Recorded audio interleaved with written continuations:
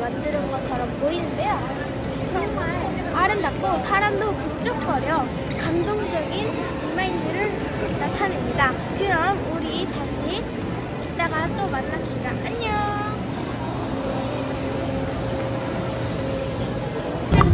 안녕하세요 여러분. 지금 저희는 레드라인과 블루라인 중에 블루라인을 타러 왔는데요. 레드라인과 블루라인을 고민을 걱정 많이 하시는 분들을 위해 준비해봤습니다. 레드라인은 약 4시간 가량을 운행하는데요. 그리고 블루라인은 2시간 30분 가량을 운행합니다. 하지만 레드라인은 12세 이하 어린이가 탈 수 없으며 지금 한번 바로 타보도록 하겠습니다. 조금만 이따 만나요. 안녕.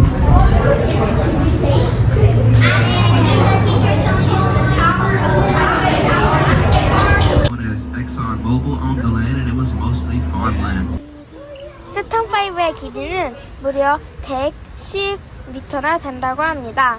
자유의 신상이 100m니까 10m 차이가 나는 것입니다. 정말 놀랍네요. 안녕하세요 여러분. 여기 보이시는 로켓은 세턴5인데요. 세턴5는 왜 세턴5에 따라는 엔진이 가운데에 고정되어 있고 앞뒤 좌우로 움직일 수 있기 때문입니다.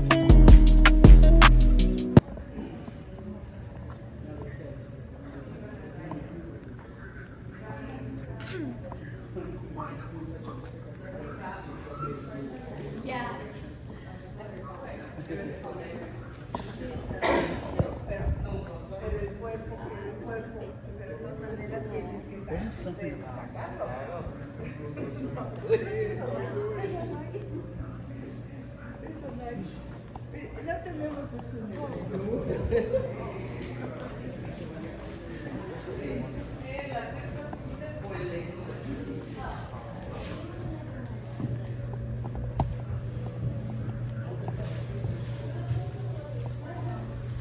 Sí, claro.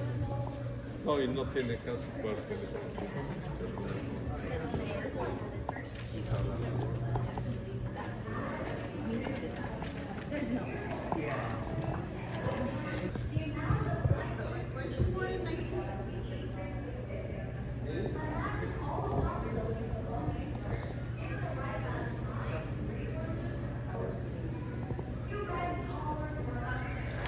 could only be used one time, whereas these are reusable.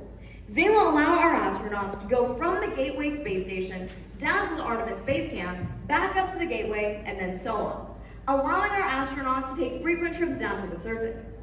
These are 3 lunar lander designs that were built by commercial companies that NASA has partnered with. There's the Dynetics Alpaca, the SpaceX Starship, and the National Team's Blue Moon.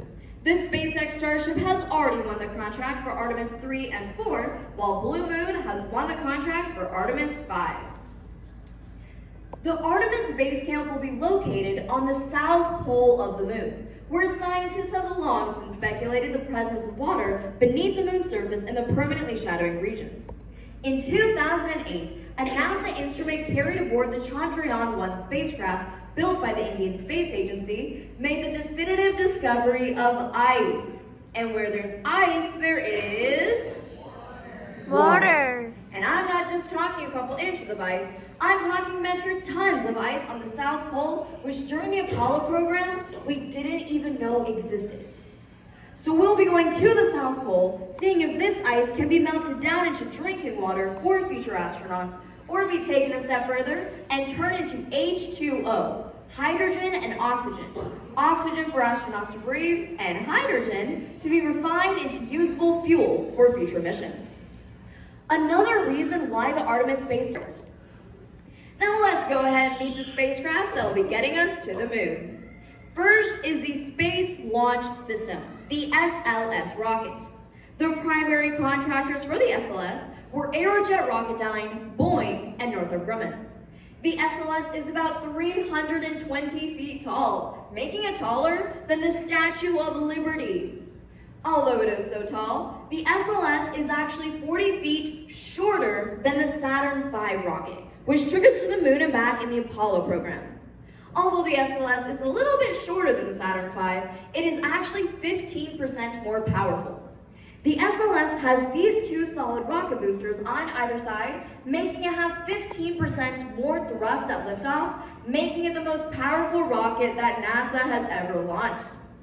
The astronauts themselves will be in the Orion Command Module. Do you guys see that small white portion above where it says NASA?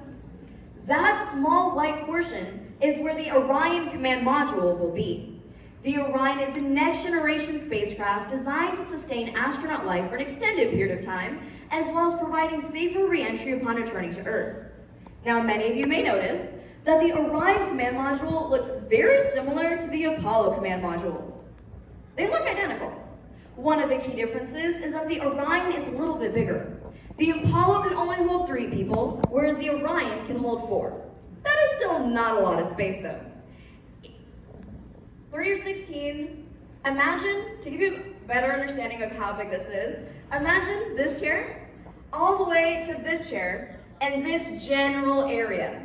So imagine you and 3 of your best friends hanging out in this space for at least a week at a time. And this is the part where I mentioned there are no showers on board, so y'all will get really close really fast.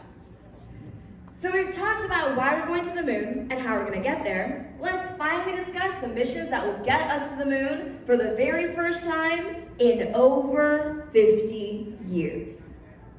First is Artemis 1. Artemis 1 was an unmanned mission. This means that there was nobody on board. It was a proof of concept mission. The primary goal operations for Artemis 1 were to prove a safe crew module re-entry, descent, splashdown, and recovery. Artemis 1 actually already launched November 16th of 2022. Did anyone watch it live?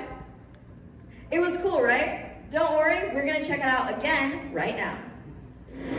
4-stage engine start. 3, 2, 1. Boosters ignition. And liftoff of Artemis 1. We rise together, back to the moon and beyond.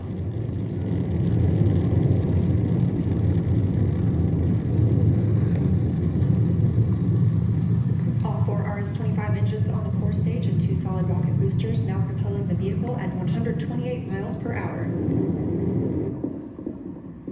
Standing by for solid rocket booster jettison and shortly thereafter.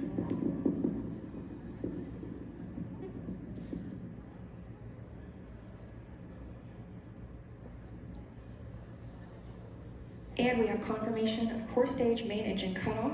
Orion is now in Earth's orbit. The flight dynamics officer reports that we have a nominal main engine cutoff. And we just heard the call for core stage separation. That means Orion and the interim cryogenic propulsion stage are now flying free from the core stage of the Space Launch System. Artemis 1 launched from Cape Canaveral, Florida. It went around the Earth one time. Its slingshot. 안녕하세요 여러분. 오늘은 스페이스 센터 휴스턴에 와봤는데요. 정말 기회가 좋았던 것 같습니다. 사람들도 많고 여러 가지 경험과 생각들이 막 와닿았는데요. 다음에 또 왔을 때는 기념품 샵을 찍어보도록 하겠습니다.